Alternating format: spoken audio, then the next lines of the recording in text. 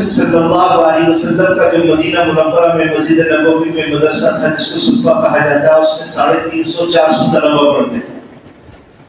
اس میں ایک طالب علم تھے، ان کا نام تھا رائب ابن ربیعہ ابن کعب اسلمی رضی اللہ تعالیٰ۔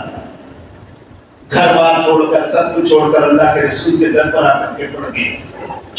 ایک دن اللہ کے رسول سے کہنے لگے کہ اللہ کے رسول، میں آپ سے سبق بھی پڑھتا ہوں اور میں چاہتا ہوں کہ میں آپ کی خدمت بھی کروں، آپ کے گھر کا کام کاج بھی کروں۔ تو اللہ کے رسول نے فرمایا کہ کرو، اور ان کے کہنے کا مطلب یہ تھا کہ میں گھر میں بار بار آؤں گا تو اللہ کے رسول کا دیدار۔ انہوں نے اللہ کے رسول کی خدمت کی، پانی لا کر کے رکھا، مصلی بچھایا۔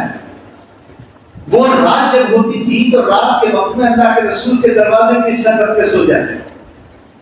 ایک رات میں تہجد کے وقت میں اللہ کے رسول نے حضرت ربیعہ کو دیکھا کہ وہ دروازے پہ سر رکھ کے سو رہے ہیں۔ آپ نے اٹھایا، آپ خوش ہو گئے، آپ نے فرمایا ربیعہ سنی مجھ سے مانگ کیا مانگتا ہے؟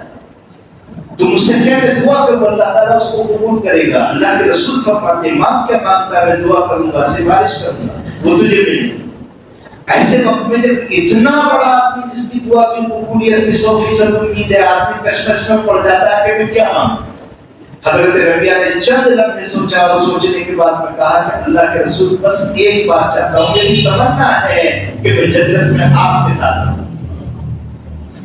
یہ اللہ کے رسول میں یہ چاہتا ہوں کہ میں جنت میں آپ کے ساتھ رہوں، بس اس کی اللہ سے سفارش کروں۔ آپ نے فرمایا ربیعہ سوچ لو، کچھ اور مانگ لو، اس لیے کہ انبیاء کا جنت میں بہت بڑا مقام ہوگا، وہاں تو ایک عام آدمی اپنے اعمال کی بدولت نہیں پہنچ سکتا ہے۔ تمہیں جنت ملے گی لیکن چھوٹی جنت ملے گی، انبیاء بڑی جنت میں ہوتے ہیں۔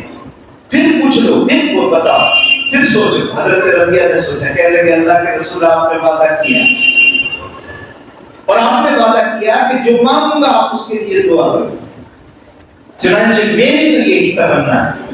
تو آپ نے فرمایا فَعِنِّي عَلَىٰ نَفْسِكَ بِكَثْرَةِ السُّجُودِ، پھر ایک کام کر، تم اگر چاہتا ہے کہ میں قیامت کے دن تیرے لیے سفارش کروں تو آپ نے فرمایا اے ربیعہ پھر تو سجدے زیادہ کر کے، یعنی زیادہ نمازیں پڑھ کر کے میری مدد کر۔